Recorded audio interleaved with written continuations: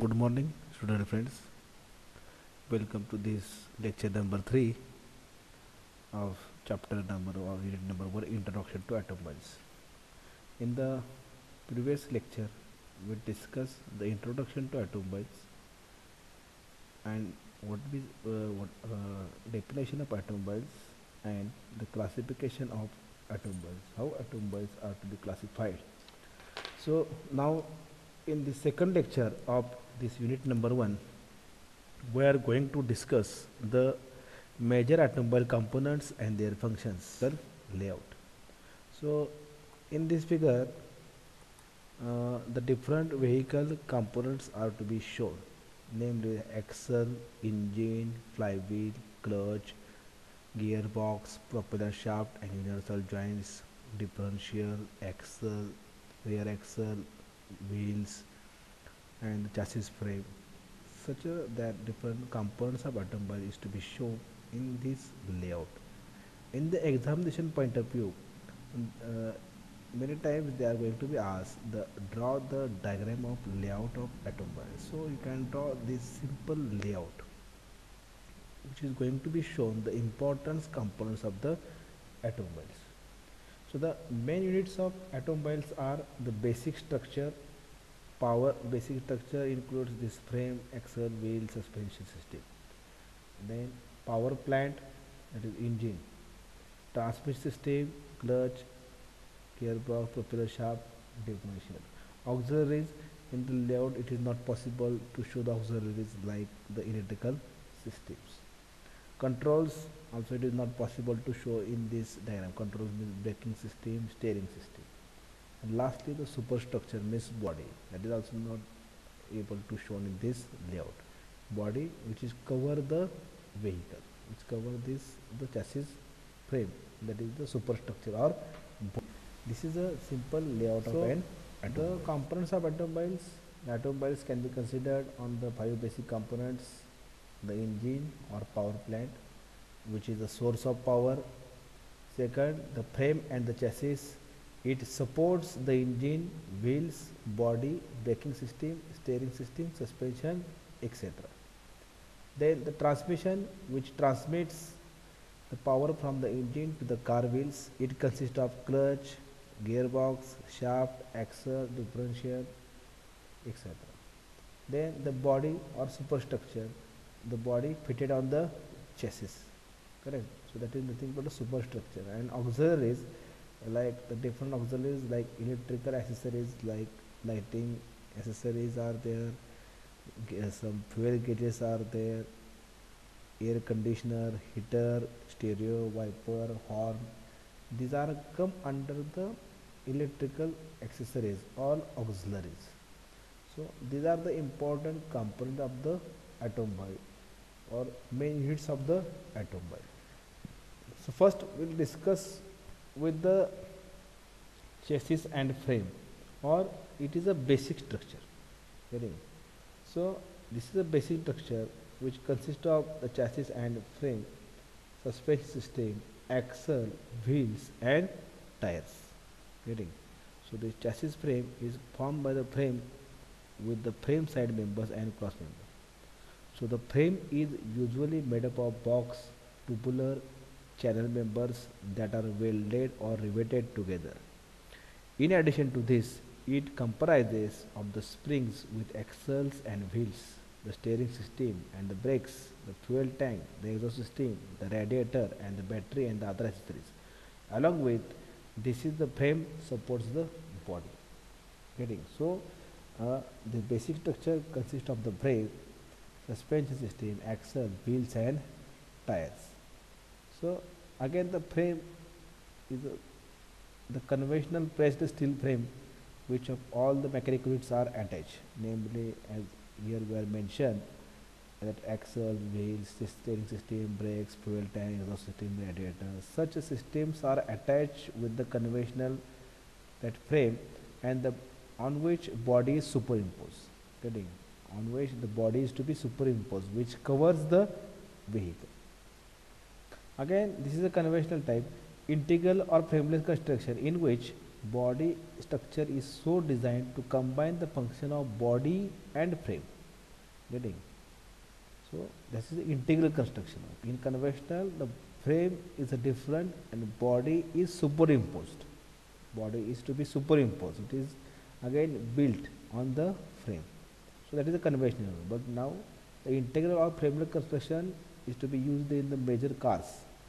In cars, jeeps or SUVs, you can find this integral or frameless construction, which combine the function of body and frame.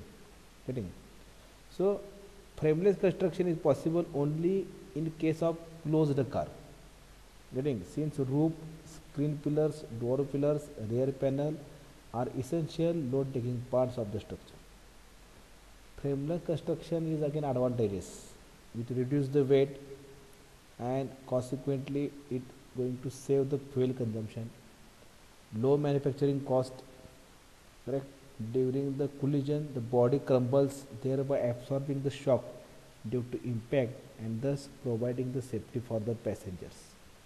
Again, disadvantage is there, reduces the strength and durability. Topless car are difficult to design with the frameless construction.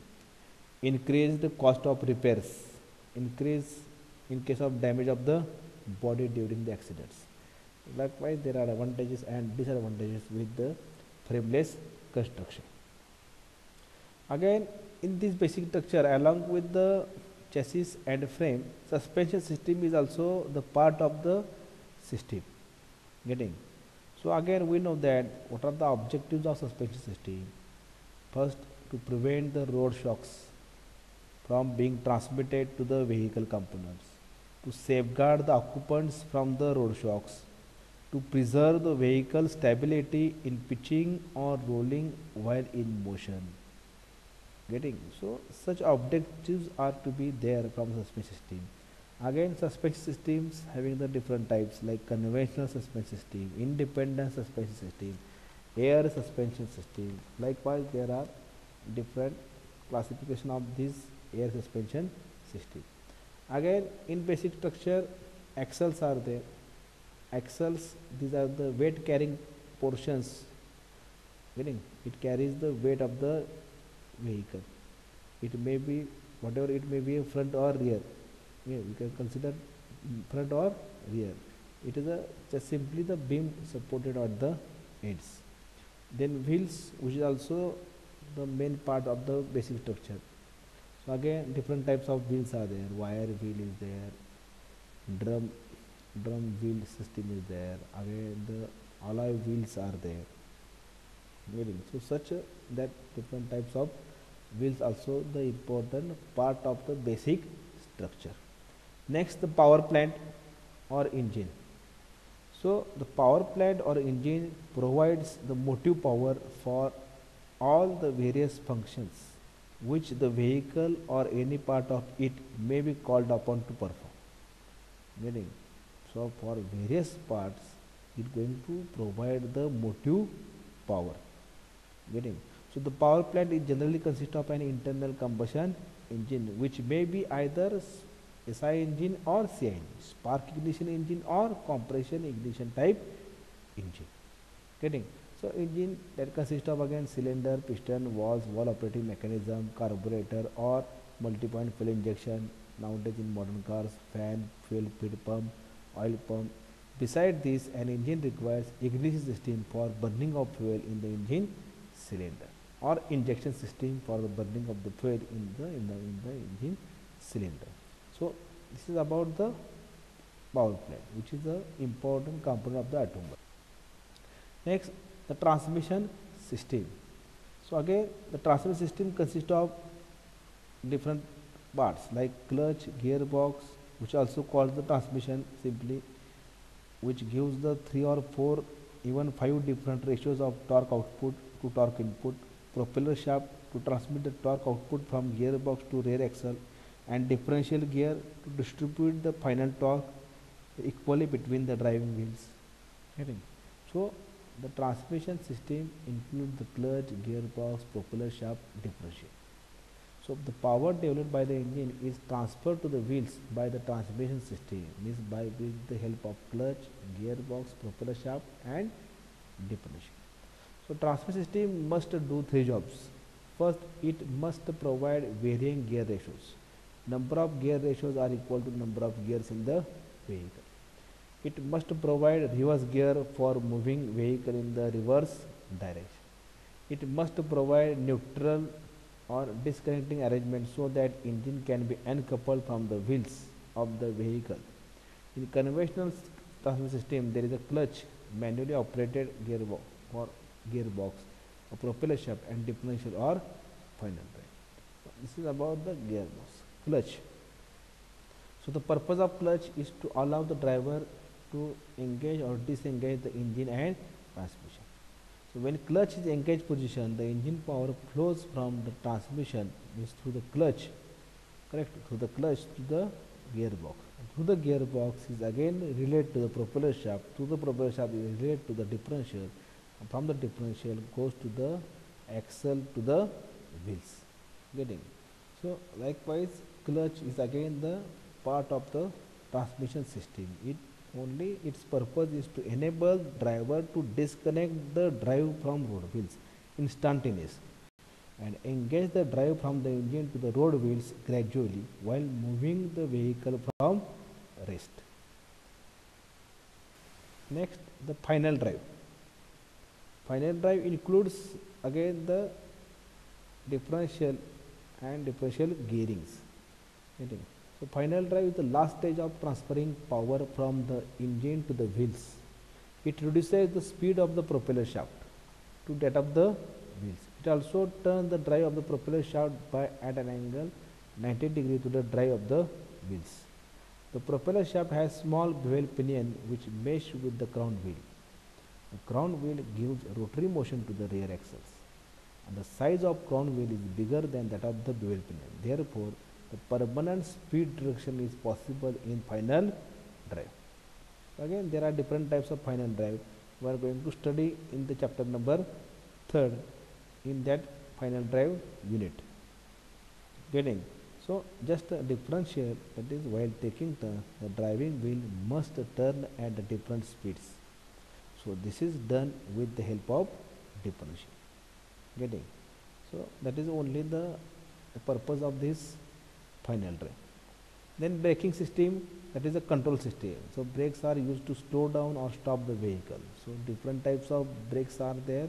Mechanical brakes are, hydraulic brakes are there, pneumatic brakes are there, which are to be used as per the manufacturer's need.